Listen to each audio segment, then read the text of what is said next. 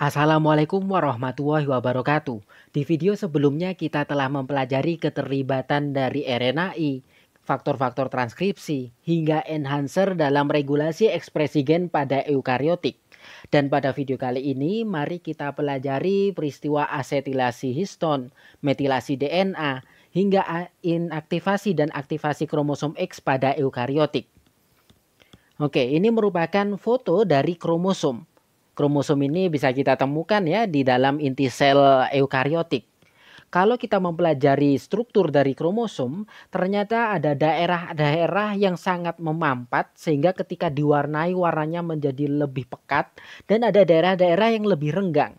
Nah, daerah-daerah yang lebih mampat atau lebih rapat dikenal sebagai heterokromatin. Sedangkan daerah-daerah yang lebih renggang dikenal sebagai eukromatin. Nah, gen-gen yang secara aktif ditranskripsikan atau diekspresikan merupakan gen-gen yang berada di daerah eukromatin, daerah yang lebih renggang. Sedangkan di daerah heterokromatin, segmen-segmen DNA atau gen-gen di daerah tersebut diinaktifkan atau laju transkripsinya lebih rendah. Nah, peristiwa ini merupakan salah satu contoh bagaimana gen-gen di suatu sel dapat diinaktifkan. Jadinya ketika gen-gen tersebut berada di daerah heterokromatin, maka gen-gen tersebut menjadi inaktif. Dan bisa saja awalnya suatu daerah itu eukromatin, kemudian terjadi modifikasi sehingga eukromatin itu berubah menjadi heterokromatin. Awalnya renggang kemudian menjadi memampat sehingga awalnya gen-gen tersebut dapat diaktifkan, dapat diekspresikan. Namun setelah memampat menjadi heterokromatin, maka gen-gen tadi menjadi inaktif. Nah, kalau kita belajar kromosom, kita ingat kromosom itu merupakan sebetulnya tersusun atas benang kromatin ya. Benang kromatin yang memadat inilah yang dinamakan kromosom. Yang tadi bisa dibagi menjadi eukromatin dan daerah heterokromatin. Nah, kalau kita ingat, kromatin ini sebenarnya tersusun atas dua komponen utama, yaitu DNA dan protein. DNA meliliti protein-protein yang kita kenal sebagai protein histon. Yang gambarnya di sini digambarkan dengan warna oranye ini. Sedangkan DNA-nya warnanya biru.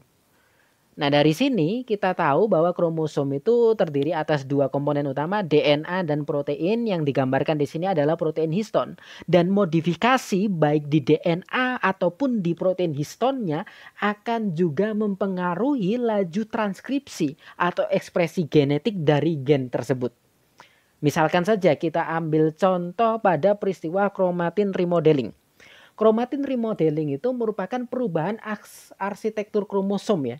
Jadinya perubahan struktur kromosom sehingga kromosom dapat dikatakan lebih terbuka. Karena lebih terbuka, maka peralatan atau komponen-komponen yang terlibat dalam transkripsi bisa masuk ke daerah tersebut.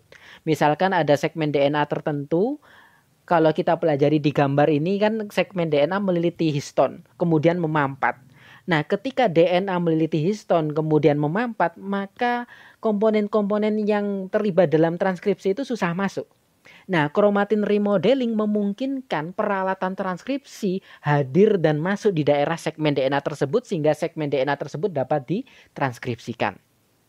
Nah, salah satu peristiwa dalam chromatin remodeling adalah asetilasi histon atau penempelan asetil pada protein histon. Nah, gambarnya seperti ini ya.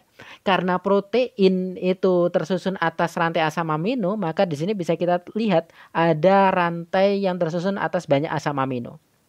Nah, di sini kita lihat ada lisin. Lisin ini ketempelan AC. AC ini asetil.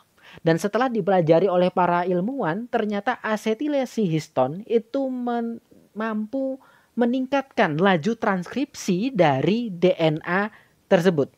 Jadinya misalkan ada segmen DNA itu meliliti histon dan ketika histon tersebut mengalami asetilasi atau penempelan gugus asetil pada daerah histon tersebut khususnya di asam amino lisin, maka laju transkripsi segmen DNA tersebut meningkat. Sebaliknya, ketika DNA-nya mengalami metilasi, segmen DNA tersebut laju transkripsinya ditekan. Apa itu metilasi? Metilasi itu penempelan gugus metil. Penempelan gugus metil pada basa sitosin. Nah, ini ya.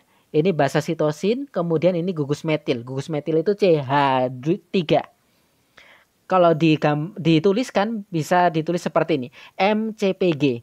M ini metil, C itu sitosin. Jadinya metil sitosin.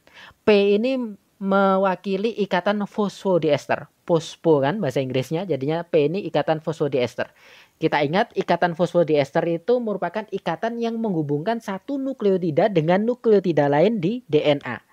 Nah, di sini C ini kan miliknya satu nukleotida. G ini miliknya nukleotida di sebelahnya. Nah, satu nukleotida dengan nukleotida lainnya dihubungkan oleh P, yaitu ikatan fosfodiester. Dan di sini C-nya ada M, alias termetilasi. Gambarnya seperti ini. Dan kalau kita tulis rantainya, kita bisa menggambarkan seperti ini. Ini C ketempelan CH3, termetilasi. Nah, kebalikannya dengan asetilasi histon tadi, ketika histon terasetilasi, laju transkripsi meningkat, sedangkan ketika sitosin termetilasi, laju transkripsinya menurun. Dan kalau kita belajar metilasi DNA, kita juga akan mengenal imprinting. Imprinting itu merupakan peristiwa yang mengakibatkan suatu pasangan gen hanya ditranskripsikan salah satu alelnya saja. Dan transkripsi salah satu alel tersebut berkaitan dengan dari mana alel tersebut berasal. Maksudnya dari mana alel tersebut berasal itu dari orang tua mana? Orang tua laki-laki atau perempuan, betina atau jantan. Jadinya peristiwa imprinting DNA itu menyebabkan salah satu alel saja yang ditranskripsikan dan alel tersebut berasal dari orang tua laki-lakinya atau orang tua perempuannya. Untuk lebih memudahkan langsung kita lihat contohnya di sini. Misalkan saja kita contohkan gen IGF-2. Nah, gen IGF-2 ini di dalam tubuh kita itu ada sepasang. Jadinya ada dua alel. Satu dari ibu kita, satu dari bapak kita. Nah, jadinya kan berpasangan. Ibu menghasilkan sel telur, bapak menghasilkan sel sperma. Dua-duanya, baik sel telur maupun sperma, membawa alel IGF-2. Nah, ketika terjadi fertilisasi membentuk zigot sehingga nanti IGF-2-nya ada dua. Nah, ini misalkan ya. Nah, ini mother germline. Jadinya ini sel telur dari ibu. Sedangkan ini sperma dari ayah. Baik ibu dan ayah membawa kromosom yang sama sehingga dia juga membawa IGF-2. Ini ada IGF-2, di sini juga ada IGF-2. Nah, di sini kita lihat ternyata IGF-2 dari ibu atau sel telur mengalami metilasi. Ketika mengalami metilasi, maka gen itu tidak diaktifkan. Nah, di sini jadinya gen IGF-2 pada sel telur tidak diaktifkan, berbeda dengan sel sperma yang tidak mengalami metilasi pada IGF-2-nya. Nah, ketika terjadi fertilasi, terbentuklah zigot. Karena terjadi fertilisasi, maka kromosom ibu dan ayah berpasangan. Dan IGF-2-nya pun menjadi dua. Maksudnya dua di sini dua alel. Satu dari ibu, satu dari ayah. Namun yang dari ibu termetilasi, yang ayah tidak termetilasi. Sehingga yang diekspresikan hanyalah alel IGF-2 yang berasal dari ayah. Nah, kemudian ini akan berkembang ya, zigot ini membelah sehingga membentuk tubuh kita. Nah, ketika dia berkembang menjadi sel soma, sel tubuh, sel misalkan sel kulit, sel jantung, maka metilasi tersebut dipertahankan. Alel dari ibu selalu termetilasi sehingga tidak diaktifkan, sedangkan alel dari ayah itu tidak termetilasi sehingga selalu diekspresikan secara normal. Nah, namun ketika zigot ini berkembang menjadi cikal bakal sperma dan sel telur, maka metilasi tersebut dibuang. Ya, jadinya ini di gamet kita, di sel penghasil gamet kita. Maka CH3 tadi, metil tadi dibuang. Nah, kemudian ketika dia merupakan laki-laki, misalkan dia akan menghasilkan sperma. Spermanya tetap tidak termetilasi. Namun kalau dia ini perempuan, dia akan menghasilkan sel telur. Ternyata sel telur yang dihasilkan akan langsung termetilasi lagi. Nah, inilah contoh dari peristiwa imprinting. Nah, selain peristiwa imprinting, ternyata regulasi ekspresi gen pada eukariot memungkinkan sel-sel eukariot itu menginaktivasi seluruh kromosom X atau sebaliknya menghiperaktivasi seluruh kromosom X-nya. Nah, sekarang contohnya kita ambil adalah mamalia. Oke, sebelum saya jelaskan inaktivasi dan hiperaktivasi pada mamalia, perlu kita ketahui kalau kita belajar eukariot misalkan manusia, antara laki-laki dan perempuan itu selnya kromosom X-nya berbeda. Pada laki-laki itu kan kromosomnya XY, sedangkan pada perempuan kromosomnya XX. Perempuan memiliki 2 kromosom X, sedangkan laki-laki memiliki 1 kromosom X. Jadinya gen-gen di kromosom X wanita itu 2 kali lipat daripada di laki-laki. Nah, kalau secara normal, kalau gennya lebih banyak, maka hasilnya protein yang dihasilkan dari kromosom X tersebut juga 2 kali lipat. Nah, ini merupakan hal yang tidak boleh dalam satu spesies. Kalau dalam satu spesies sebaiknya gen itu jumlahnya sama ekspresinya atau hasil transkripsi translasinya. Sehingga meskipun laki-laki dan perempuan jumlah kromosom X-nya berbeda, namun ekspresi gennya atau hasil translasi dari gen-gen di kromosom X harus dalam kadar yang sama. Sehingga perlu ada mekanisme yang memastikan meskipun kromosom X-nya berbeda, namun hasil transkripsi translasi gen-gen di kromosom X-nya sama. Nah, ini merupakan peristiwa kompensasi dosis. Nah, sekarang kita lihat kompensasi dosis pada mamalia. Kembali lagi ya, pada wanita ini kromosom X-nya 2, pada laki-laki kromosom X-nya cuma 1. Harus ada mekanisme yang menyebabkan meskipun kromosom X di laki-laki lebih sedikit, setengahnya kromosom X-nya wanita, harus ada mekanisme agar laki-laki dan perempuan ini laju transkripsi translasinya diatur sedemikian rupa sehingga hasil transkripsi translasi kromosom X pada laki-laki dan wanita sama. Dan ternyata pada mamalia untuk menyamakan hal tersebut terjadi inaktivasi 1 kromosom X. Sedangkan pada laki-laki tidak terjadi peristiwa tersebut. Inaktivasi 1 kromosom X hanya terjadi pada wanita. Bagaimana mekanismenya? Setelah diselidiki oleh para peneliti, ternyata inaktivasi kromosom X pada salah satu kromosom X wanita itu terjadi pada mulanya di daerah yang dikenal sebagai XIST ini. Nah ini ya, XIC. Di daerah XIC.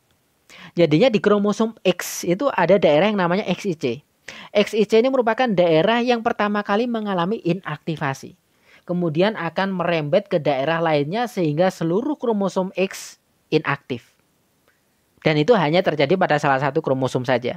Nah, setelah diteliti oleh para peneliti, ternyata di daerah XIC ini ada satu gen yang dikenal sebagai XIST.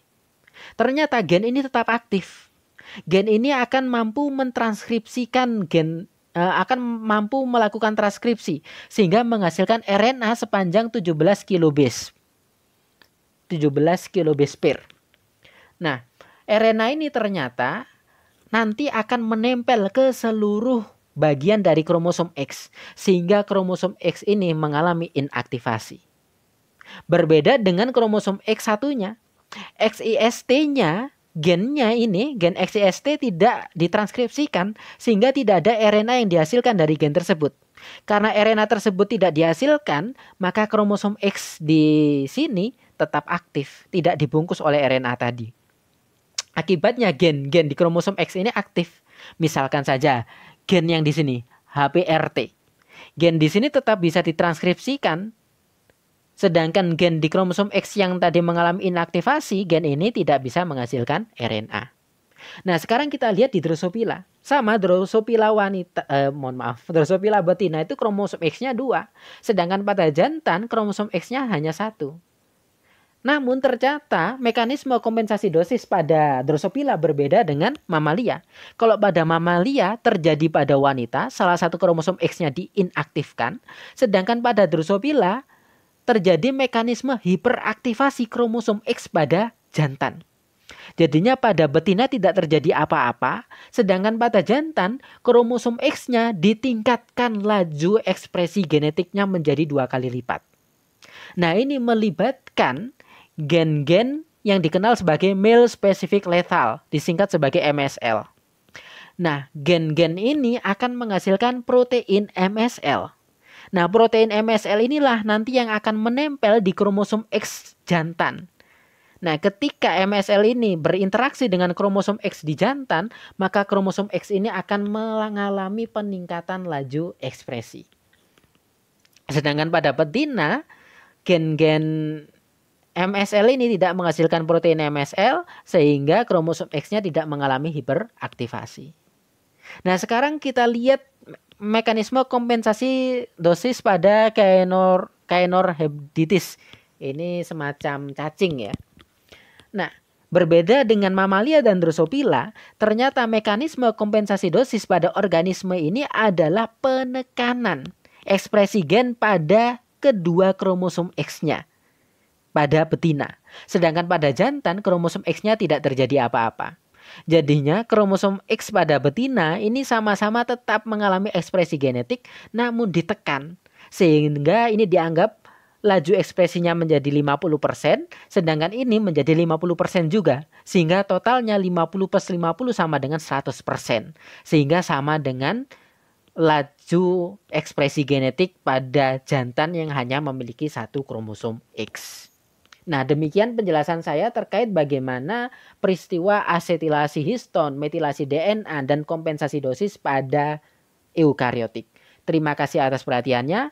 Mohon maaf bila ada kesalahan. Assalamualaikum warahmatullahi wabarakatuh.